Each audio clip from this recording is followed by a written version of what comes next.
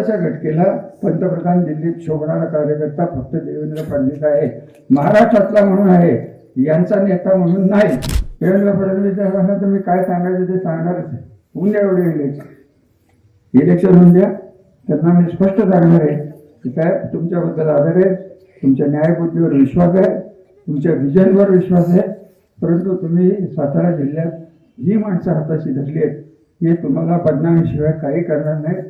तुमच्या चांगल्या करिअरचं की जे करिअर आम्ही बघतोय, आमची स्वतःची माझी 30 वर्षाच्या अनुभवाची एकच इच्छा आहे की मी शरद पवार पंतप्रधान व्हावे म्हणून बघितलेलं स्वप्न कार्यकर्ता आहे. माझंही म्हणणं आहे की महाराष्ट्रातला आत्ताच्या घटकेला पंतप्रधान दिल्लीत शोभणारा कार्यकर्ता फक्त देवेंद्र फडणवीस आहे. महाराष्ट्रातला म्हणून आहे, यांचा नेता म्हणून नाही. हे म्हणतील देवेंद्र फडणवीस याकडे बघून घेत, हे असले संस्कृती. महाराष्ट्रातील सर्व बातम्यांचे विश्वासार्ह व्यासपीठ,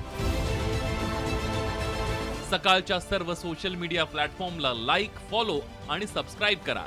तसंच सर्व नोटिफिकेशनसाठी बेल आयकॉन प्रेस करायला विसरू नका.